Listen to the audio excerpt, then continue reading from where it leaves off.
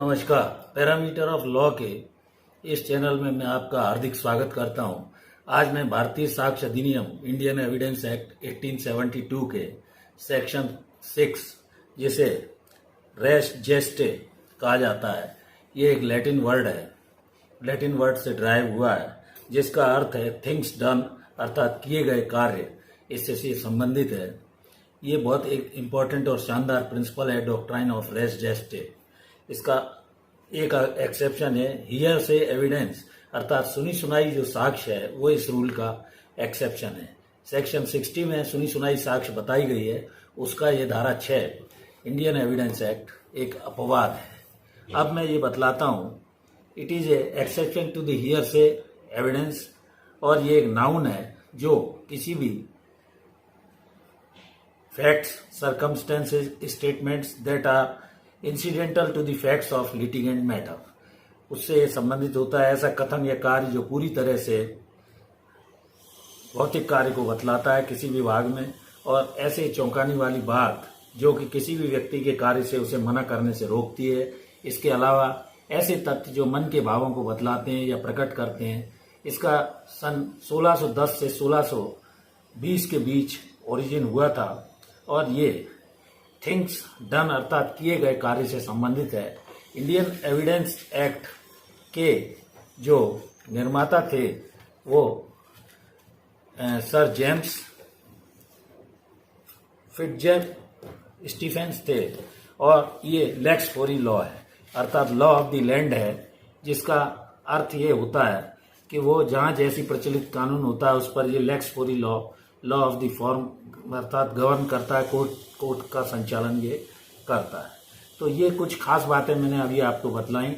वे तथ्य जो विवाद का विषय नहीं है, और विवाद का इसके अंदर फैक्ट इन इश्यू और रेलिवेंट फैक्ट्स, इन्हें भी जानना जरूरी है। फैक्ट्स या तथ्य जो इंद्रियों द्वारा बोधगम्य होते हैं, the whatever senses to perceive by senses, भावना, मन की दशा, वैमनस्य, उतावलापन, संवेदना आदि भी इसमें आते हैं। जैसे मैं बोल रहा हूं, आप मेरा वीडियो देख रहे हैं, ये सब एक तरह के फैक्ट्स हैं।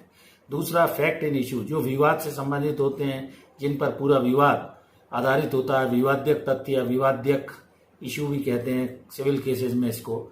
चैप्टर 2 है जिसमें रेलिवेंट ऑफ फैक्ट्स बताया गया है, जो धारा 2 से 55 तक रेलिवेंट अर्थात सुसंगत होते हैं, इंडियन एविडेंस एक्ट में परिभाषित किए गए हैं। Any fact is connected with the relevant fact, ऐसा कोई भी तथ्य जो सुसंगत तथ्यों से रेलिवेंट हो।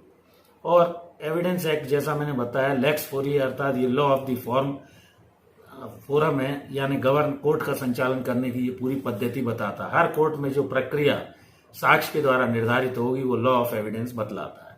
एविडेंस वर्ड का सबसे पहले ओरिजिन जो है रोमन्स के द्वारा किया गया था।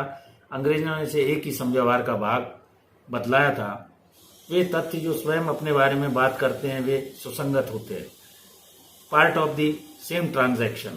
और जैसा मैंने बतलाया परिस्थिति जन्य साक्ष्य या सर्कमस्टेंशियल एविडेंस इसकी एक एक्सेप्शन है, जो रेस जेस्टे कहलाता है, जो तथ्य स्वयं के बारे में बताते हैं। उदाहरण के तौर पर अगर ए पे यह आरोप है कि उसने पीट कर बी को मार डाला, तो पीटे जाते समय या उसके बाद ए द्वारा क्या कहा गया या बी द्वारा क्या कहा गया या पास खड़े लोगों ने क्या कहा, ये सब रेलिवेंट फैक्ट्स होंगे।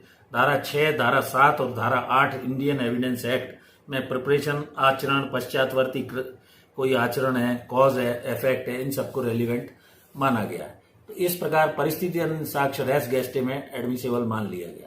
रेलिवेंसी अपराध होने के बाद क्या घटा, सब्सिक्वेंट क्या घटना हुई, कंडक्ट क्या था, प्रिपरेशन क्या था, कॉज क्या था, इफेक्ट क्या हुआ, ये सब बातें रेलिवेंट मानी जाती है। लेकिन कई बार सेक्शन 6 का एक क्रिटिसिज्म या आलोचना भी सामने आई है, जो इम्पोर्टेंट क्रिटिसिज्म होती है कि ये यूजलेस सेक्शन है, अर्थात अनुपयोगी धारा है। इसके कुछ इम्पोर्टेंट लीडिंग सेक्शन में आपको बतलाता हूं, जो कि कई परीक्षाओं में पूछे जाते हैं।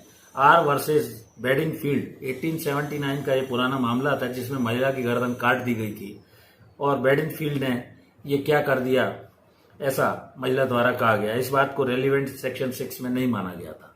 इसी तरह एक रतन वर्सेस क्वीन का मामला हुआ था। इस मामले में पीड़िता महिला उसकी पत्नी थी।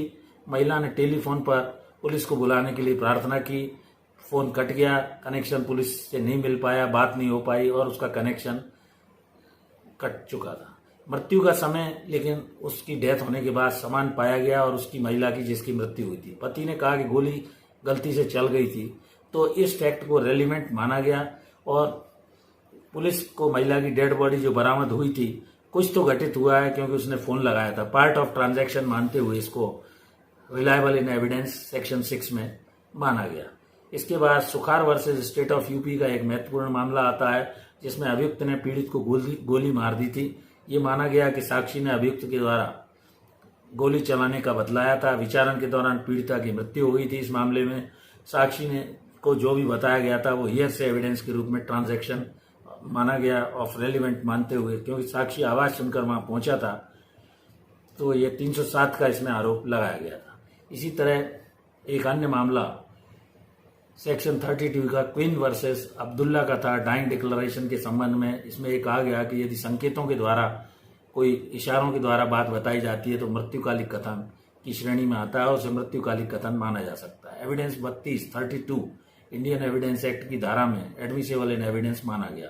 ये हत्या के बाद जो संकेत दिया वह पार्ट ऑफ ट्रांजैक्शन इसमें माना गया था, क्योंकि उसका वोकल कॉर्ड कट गया था। लड़की ने नाम लेते समय अब्दुल्ला शब्द पर उसका हाथ दबा दिया था। सारी बातें पार्ट ऑफ ट्रांजैक्शन मानते हुए सेक्शन 6 में रेलिवेंट रेस गेस्टे के रूप में से माना गया। इसी प्रकार एक सावलदास वर्सेस स्टेट ऑफ बिहार का मामला हुआ था। पति ने पत्नी को जान से मार दिया था। बच्चों के चीखने चिल्लाने की आवाज बाहर तक आई थी। इस आवाज को cry of the children section 6 में रेलिवेंट माना गया। इसी प्रकार एक अन्य महत्वपूर्ण मामला Shyam Nandan Singh versus state of Bihar का है, जिसमें यह माना गया कि एफआईआर जो होती है वो अपराध की ठीक बात हुई थी, उसकी रेलिवेंसी रेस गेस्टे के अंतर्गत उसका पार्ट मानी गई। इसी प्रकार एक Javed Alam versus state of Chhattisgarh राज्य का एक मामला है, जिसमें माननीय सर्वोच्च न्यायालय ने धारा 6 को इंडियन एविडेंस एक्ट को हियर से एविडेंस का एक्सेप्शन ठहराया है। धारा 60 धारा 6 का अपवाद है। तो इस तरह रेस गेस्टे अर्थात सेक्शन 6 इंडियन एविडेंस एक्ट, जिसके बारे में मैंने इस वीडियो में संक्षेप में सरल भाषा में बताने का प्रयास किया, इसके एक अन्य case Ram Singh versus colonel Ram Singh 1985 का है। इसमें टेप रिकॉर्ड की जो एविडेंस होती है उसको संव्यवहार का भाग माना गया। यदि वो ओरिजिनल है, किसी तरह से एम्बिग्यूटी या संदेहास्पद नहीं है, तब जब घटना घटी थी ये बेस्ट एविडेंस है, सुसंगत मानी गई। सेक्शन 6 को इस तरह इस मामले में राम सिंह वर्सेस राम सिंह कर्नल राम सिंह में रेलिवेंट सेक्शन 6 के अंतर्गत ठहराया गया। धारा 6 की कई बार आलोचना की जाती है, criticism the doctrine of res gestae. ये विगमोर का कहना है कि यह सिद्धांत कभी कभी नुकसानदायक होता है। जो कुछ भी धारा 6 में दिया गया है वो दूसरे नियमों की सीमा के बारे में शंका पैदा करता है। इसकी सीमाएं डिफाइन नहीं है। जेम्स फिट्जल स्टेफन का इंडियन ये एविडेंस एक्ट है, जो एक खूबसूरत कानून है, लेकिन धारा 6 की कई बार आलोचना की जाती है।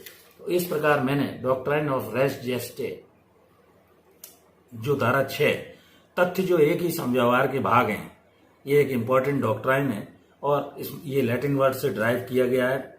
सेक्शन 6 में ये डिफाइन है। थिंग्स डन अर्थात किए गए कार्य, इसका अर्थ होता है it is a exception to the hearsay rule. जैसा कि मैंने बताया गया है, यह एक नाउन है और ऐसा कथन या कार्य जो पूरी तरह से भौतिक कार्य को बतलाता है किसी भी भाग में, और ऐसी चौंकाने वाली बात जो किसी व्यक्ति को कार्य से करने से मना करती है, या ऐसा तथ्य जो मन के भावों को बताता है, प्रकट करता है।